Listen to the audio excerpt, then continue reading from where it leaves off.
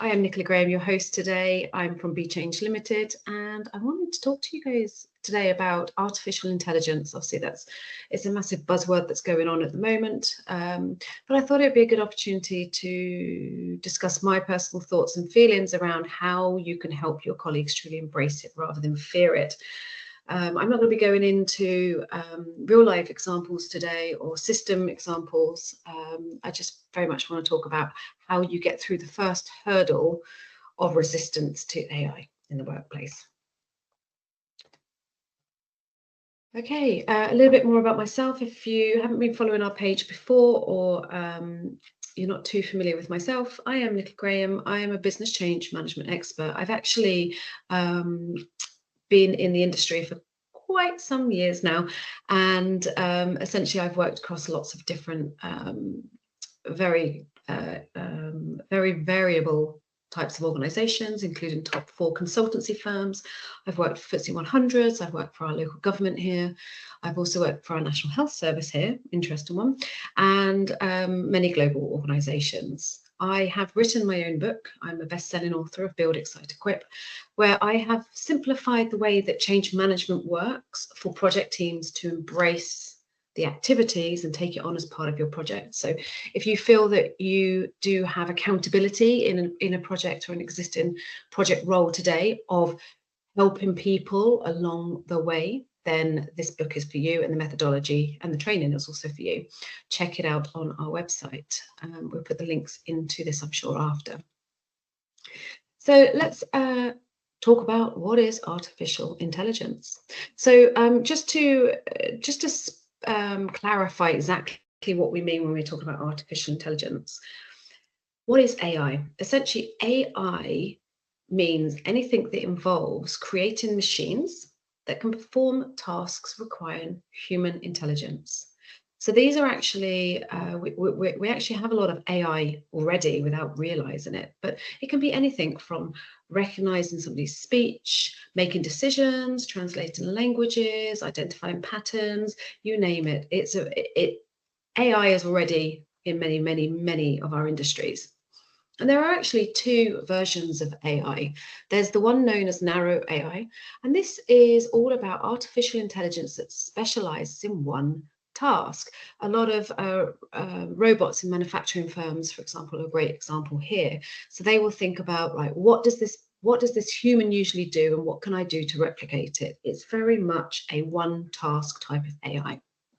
And just for clarity today, this is the AI that we are going to be talking about today.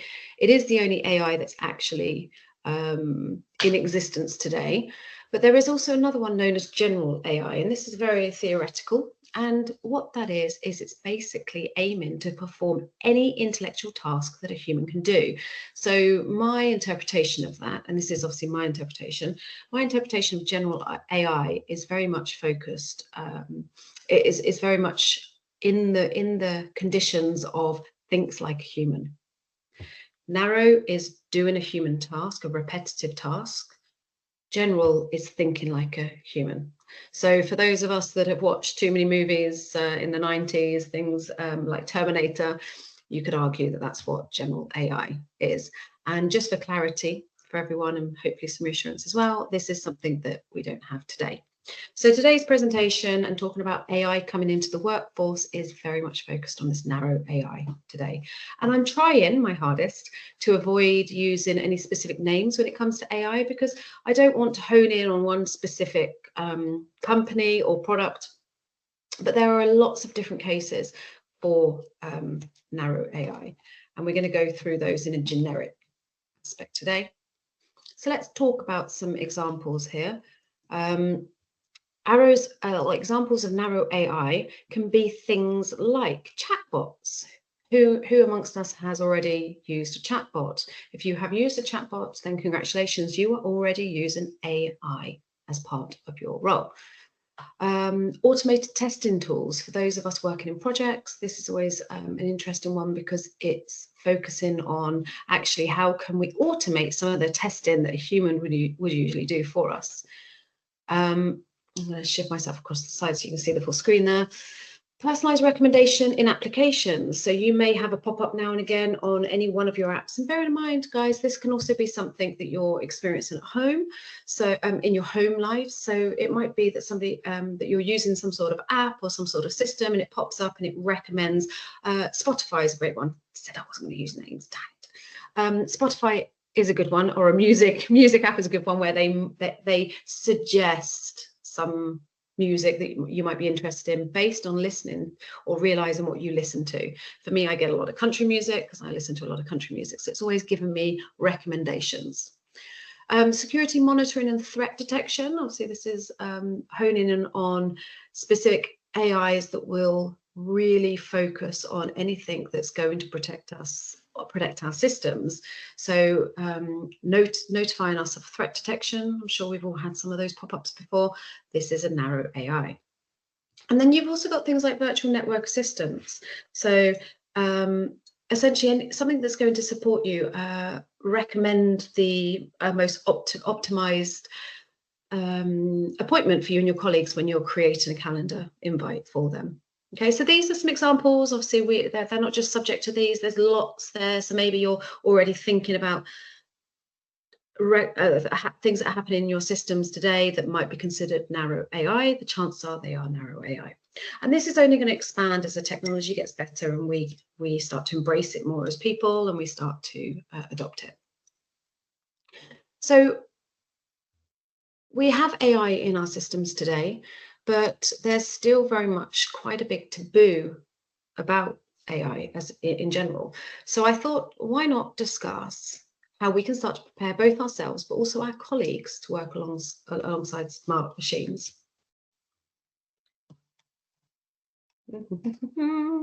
Okay. What are our colleagues thinking about AI, or perhaps yourself thinking about AI? People are naturally scared and resistant to AI because they fear it. So some of the fears that they might have are things like job replacement.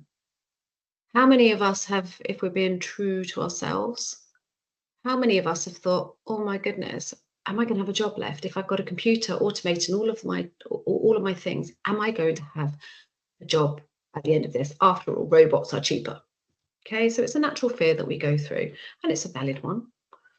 Not necessarily the right one, but it's a valid one. Loss of control. So what if we create AI and that can make decisions on its own? And then one day that AI goes, don't need you anymore. Bye-bye. Extinction of human. Loss of control fears us.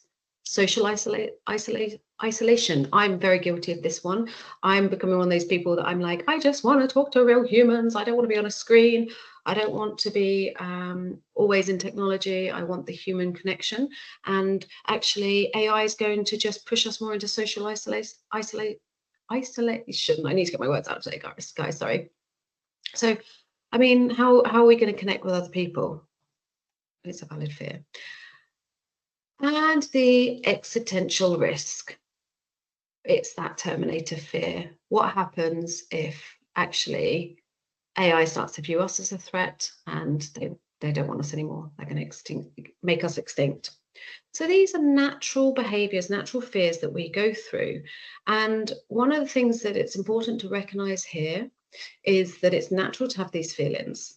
If you've had any of these or other fears, it's natural to have those feelings, but it's also beneficial, especially within a working environment where we're trying to embrace and adopt and encourage more use of AI technology. It's really important at this stage to also understand these so that we can support people along the way. So whether you are working on a project that is rolling out something AI focused at the moment, whether you are thinking about introducing an AI technology and you need to get the business on board, because after all, they're the ones spending the money, or whether you're a manager and you're trying to also encourage and support your colleagues, think about these moments, think about what they're fearing. We talk in our methodology frequently about the change curve. And for those who may not have heard this before, in one of my previous LinkedIn lives or one of my training programs, the change curve is actually an adaptation of what's known as the fear curve. And the fear curve was a change model that was created by Elizabeth Kubler-Ross. back in the 1960s, lost my facts. And essentially she created 5 stages of grief. And as everyone goes through a different stage of grief when they are going, when they've received some sort of news of grief, whether that's their own loss or the loss of somebody else. And so she was able to really understand exactly what that looked like for an individual and monitor the behaviors, understand the stages and the type of response that person's having, and also what you can do to support them along that particular stage. That was actually then streamlined into a more focused fear curve known as the change curve within organizations. So it was actually reduced to a 4-stage. And those 4 stages were highlighted as the first one being known as the status quo, which is all around denial. The second, disruption, known as anger. The third is exploration, known as acceptance. And the fourth is known as rebuilding and commitment. The reason I'm showing you this for this today, because we mentioned awareness around what colleagues might be thinking or fearing when it comes to AI.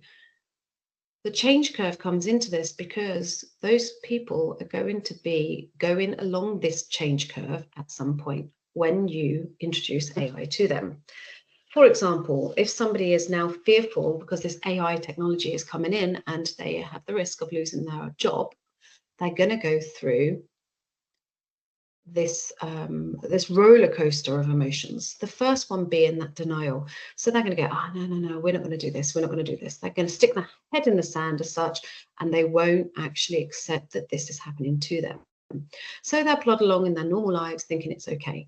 But that doesn't really help us in project space or management space when we're trying to encourage and support colleagues to adopt and embrace something, right? We need to kind of get them out of that stage. We need to kind of pick the head out of the sand and kind of go, look, this is happening. At the point of them realizing that this is going to happen to them, they then go into stage 2, which is all around that disruptive period, and they get angry. So the focus there is then or their response to it then is very much around anger. And this is the point where they start to reject it. This is when you'll get a lot of noise, you'll get a lot of pushback from the business. And they're going to be in the really, the stage 2 is not really where we want them to be. So we need to move them out of that very quickly. And we are going to go on to how we do that. Stage 3 is exploration, and that's around acceptance. So they start off that stage in the anger, they start to explore ideas, think about ideas, and then they begin to accept it. And it's really that stage 3 where you start to see this upward trend where they can go into that rebuilding and the commitment, which is the stage 4, which is where we want our colleagues to be, right? Because when people are on the way up, it means they're ready to listen, they're ready to embrace, they're ready to support, they're ready to learn. And that's the stage you want people to be in if you're introducing AI to them.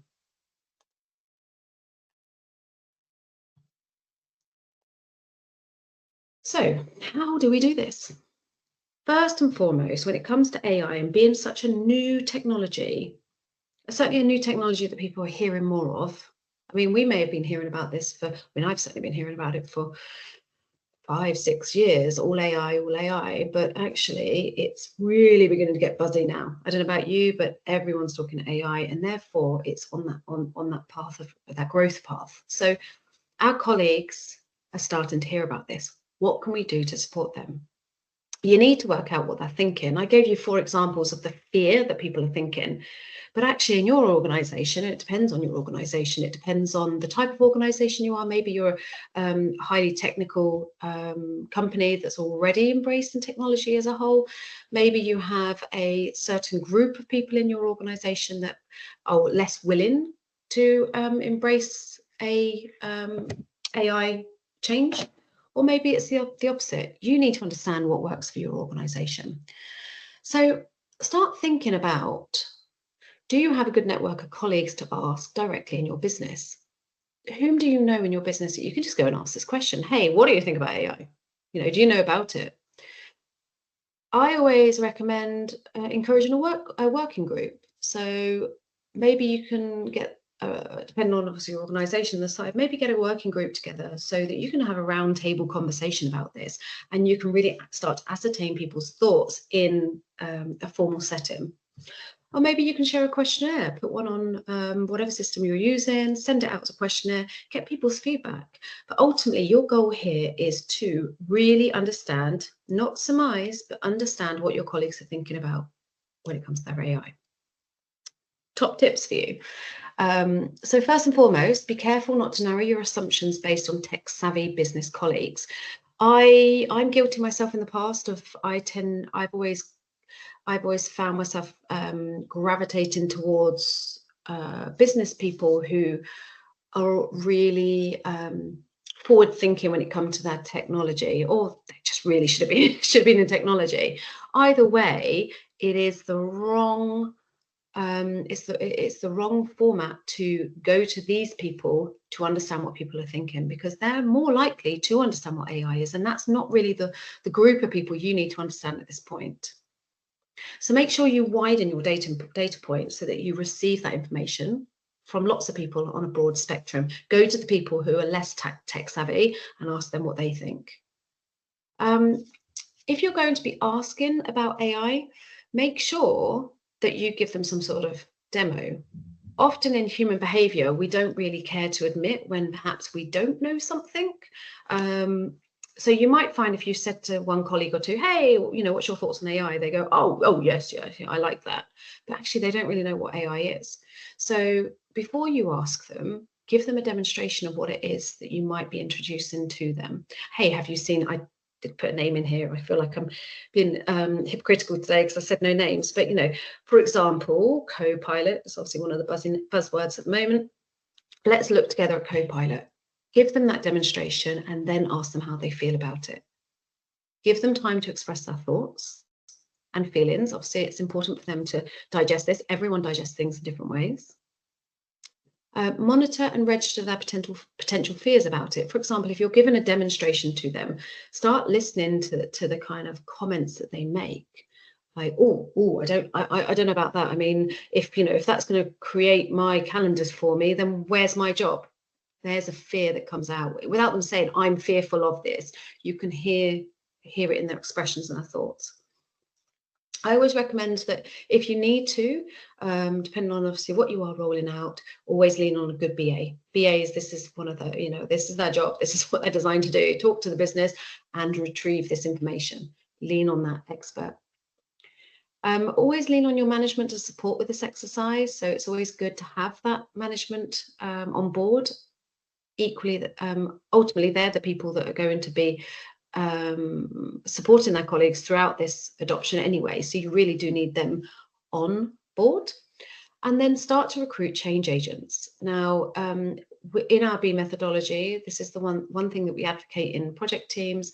Always have change agents. Change agents are known as influencers and champions. They're essentially advocates to a change that's happening to their colleagues. They're the people that are going to help you spread the word. So start to recruit them early on. Maybe your tech savvy people would be a great spot for this. But if you can recruit them early, then actually once you've established what your AI rollout's going to be like, you can then utilize those change agents moving forward. So you're essentially recruiting early on.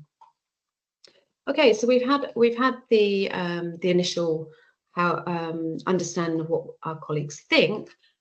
After that, you then need to prepare some strong benefits that directly translate into key messaging. So we need to sell this. We need to really understand what people think, but then translate that in a way that is going to benefit our case as to why we need the AI coming our way.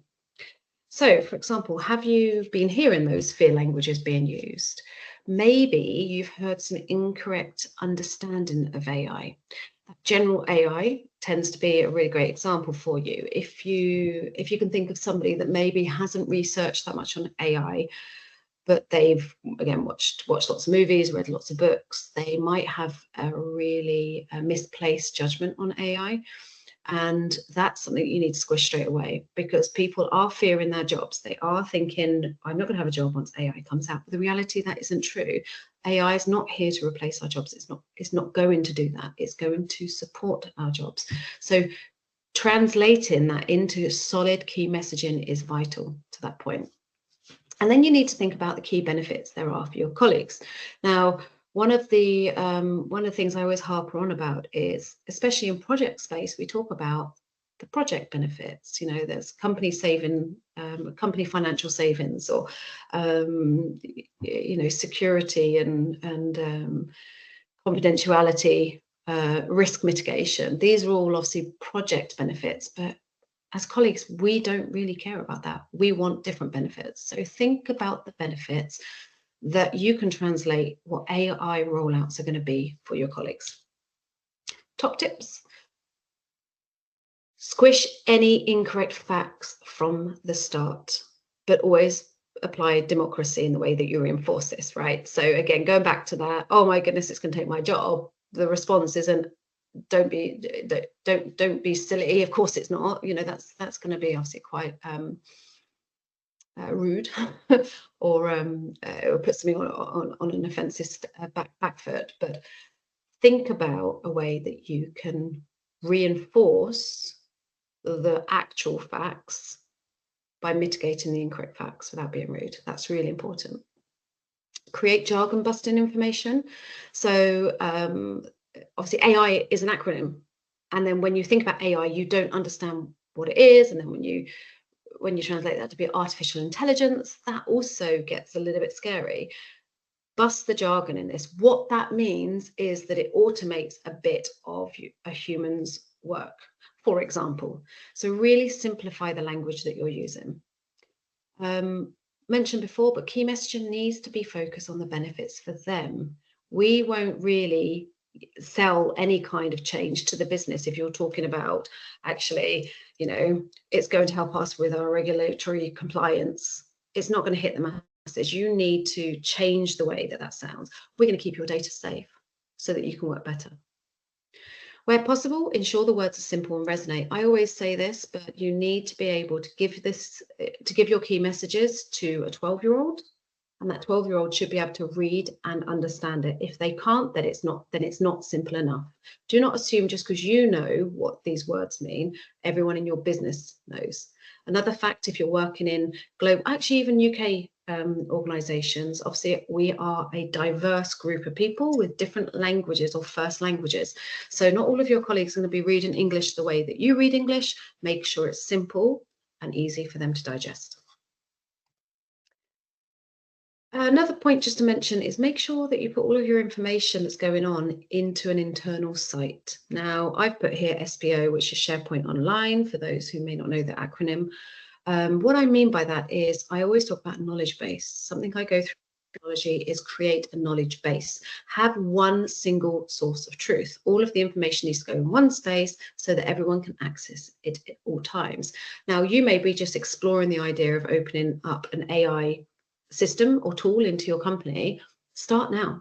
You know, you don't need to wait for this to be a project. You don't need to be all singing and dancing about this. Just create a page with all the information on from the very outset. People naturally are habitual, so they will know that when they want to understand about this AI coming to them, they can click on that and voila, they find all the information that they need. Some examples, actually. I put some examples in this power slide today. I wanted to give you some examples of what you could do around key messaging. So one of them is increase productivity. So this is a great example of how you can communicate to the business. Increase productivity, AI tool name, whatever that is, will manage those repetitive, time-consuming tasks such as scheduling meetings. Let's focus on the complex areas of our roles that are crucial to our success. Okay, so I've just highlighted some of the really positive messaging, supportive messaging there. Increased productivity means that you can focus and it's going to help you be successful. So that's what people are going to see when they get that kind of message coming to them. Enhanced decision making. Use AI tool name to analyze data and provide insights to help you make an accurate decision quickly. So again, really positive, reinforcing words. Improved accuracy. Reduce errors in your tasks so that you can ensure higher accuracy in your work and improve your OKRs. Again, we're really, really singing into the individual there. We're going to help you with your job. We're not going to take it. Personalized work experience. Have a more tailored work environment so you can have recommendations on task management or when to prioritize an email that may be considered urgent. And then enhance collaboration. Use AI tool name for reminders, suggestions for best meeting times, book rooms, agendas, and even discussion points. Become more efficient and work better as a team. Okay. Step 3.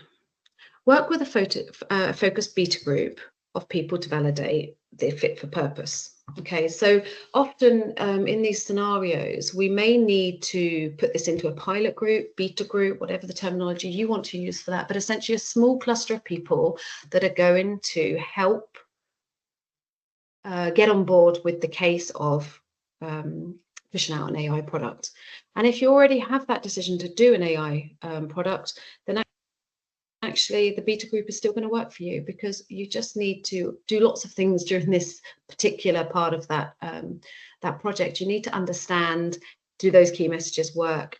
Are the people on board? What do they feel? What is the product we need them to look at? So all of these really come into that beta group. So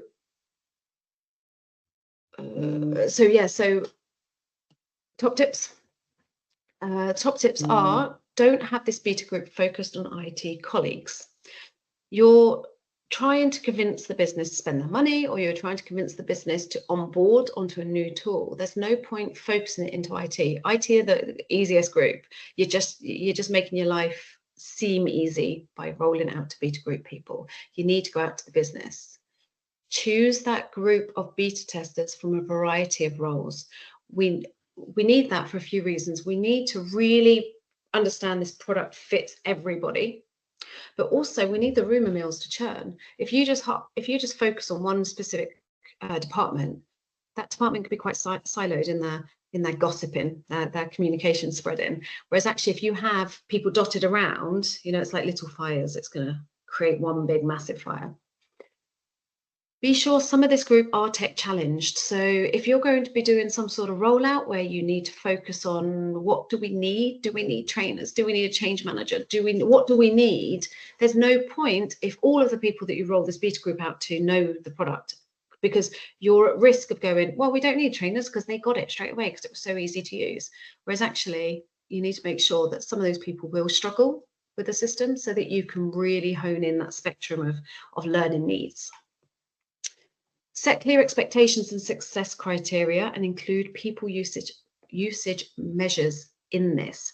So it's really important from the start of this beta group to understand what it is you're trying to achieve. If it's to see if people like it, fine, it needs to be measured. You need to understand what that means, what kind of success that needs to be, what quantifications that has.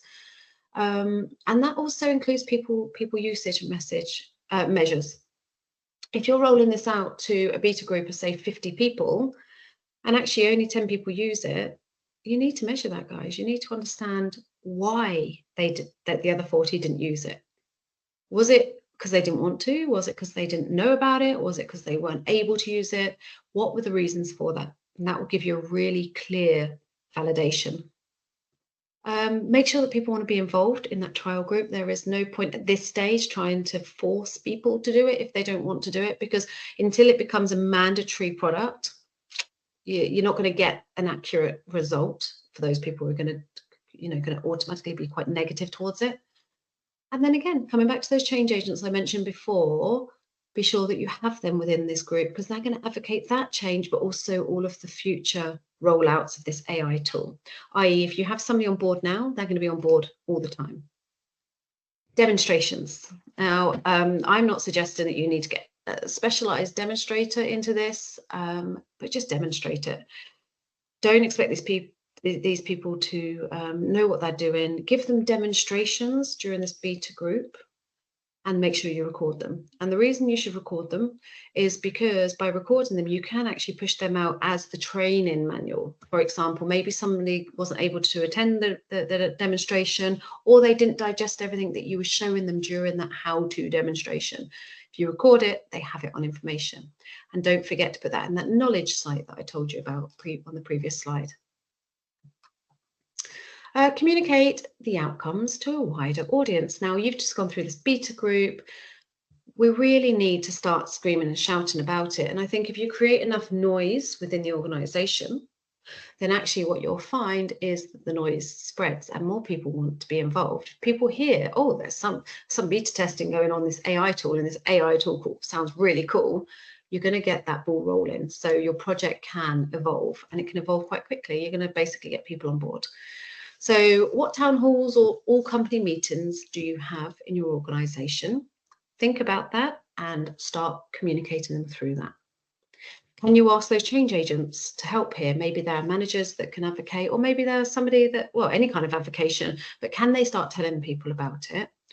And can you create a strong positive message? If this is what is right for your business, based on the beta group and the results that you've received, then actually create that positive message. Make sure people know about it. We can sometimes forget to actually brag about the things that we're rolling out. So my top tips here: have a good quality presentation slide for someone to use.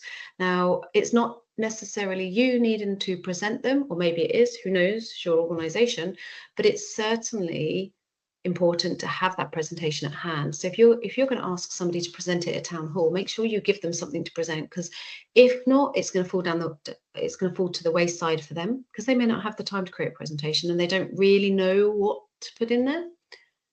Where possible, ensure that you can add brand identity to this. This always helps with the future rollouts. If possible at this stage, try and put some sort of logo on it, even if it's the product itself.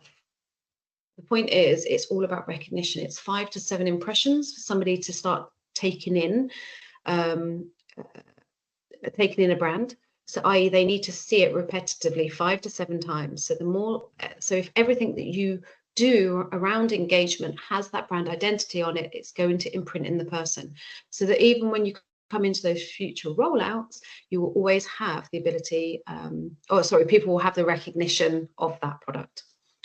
Communications, keep them simple. Like I said, be sure a 12-year-old can read it and make sense of it. If they cannot, go back and simplify it more. Focus on those key messages. We went through the messaging. Put that into all of that communication. Like, look, guys, we said that this was going to be more productive, and guess what? Your results showed it was. Fantastic. Look at that. The business have benefits. You have benefits. The key messaging works, and we've proven it. And use these all as in the beta. Use those in the beta as success stories. Look at the people that you put in that beta testing group and think, what ones stood out to you? Jane from accounting.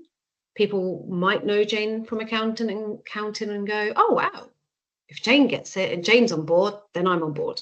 Okay, so really start to get those people that were part of that beta test to become advocates for you, become success stories, case studies for you. And you can do that in so many different ways. Just be creative. A newsletter goes so far, a podcast, a Teams meeting, whatever it might be, whatever channels you have. And obviously we can always help you out with that if that's something you needed more with. The final thing there is just ask those that were involved to speak with other teams so that they can help drive the need for AI. So if you are finding that people are going, yeah, we really like this, we really want this, then get them to talk about it to their colleagues, because again, it's that snowball effect. People want something that they don't have, and actually we want to roll a tool out to the entire company because it works better for everybody. Okay, so now let's say that you've gone through the stage and the business are really starting to buy in. You have that demand. What next? So first and foremost, change management and colleague support is crucial to this. I mean, you're talking to a change management expert here. I'm not going to say any other, but it's true. You need that support of change activities through this project. So if you're going to roll out a bigger project, you need that change management team. At this point, it will take a project team to ensure rollout of the new AI changes, and make sure you lean on your existing beta group to help. So you've already now got a whole team using it. You can learn from them. You can understand what worked well, what didn't work so well, what they would like to improve. If they can help you directly, lean on them, ask them. Top tips from me: define the success from the outset. Ensure you're measuring uptake of the new tool. So I always talk about measurements. I'm a real advocate for them. you need to continuously review and refine what you do as you go along. And in order to do that, you need to measure and measure and measure and measure. Okay, we can't keep pouring milk into a cake and expecting the cake to come out good. We really do need to measure everything that we're doing. So are people beginning to use this tool? If not, why not? Ask those questions through the analytics that you can measure. Plan the project around clusters or groups of people similar to the beta group. Now, we chose the beta group for a targeted reason, to really get a collective understanding of the whole audience that we're trying to roll out product to and whether it would suit the needs of the majority. In the case of planning the project, cluster them. And that doesn't necessarily need to be a department. It can be a group of people. For example, PAs, I always go on about PAs, but PAs are a cluster of people. Even though they sit in different departments, they have very similar roles and they use tools in a very similar way.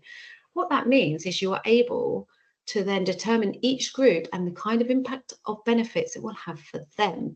It means that you can hone your benefits. We're doing the PAs, we can do X, Y, and Z messaging, this kind of engagement and this kind of training to suit what that group is.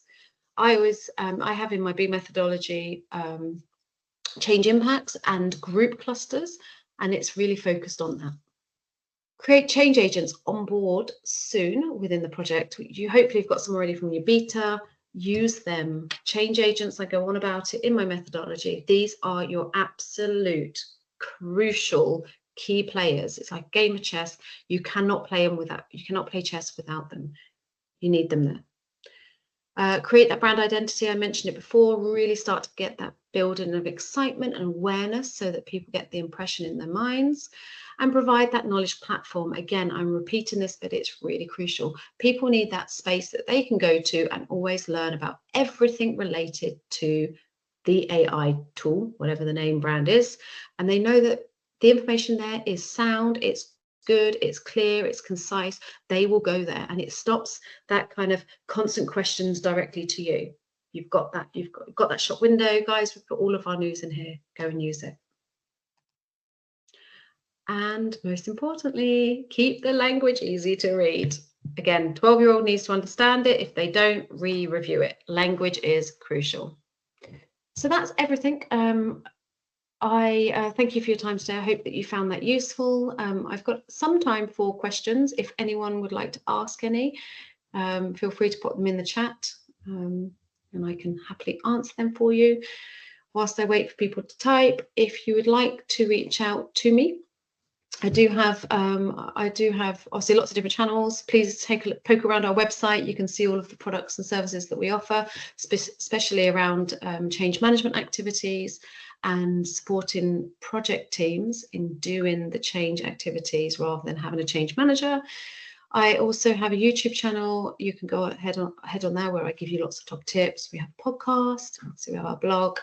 If you go ahead and scan the LinkedIn tree, you can link in with any of one of these tools. I don't think I'm seeing any questions come up. But after this live LinkedIn Live finishes, there's the ability to put comments in anyway. So if anyone does have any comments for me, go ahead and put them in there and I can answer them throughout the rest of the day.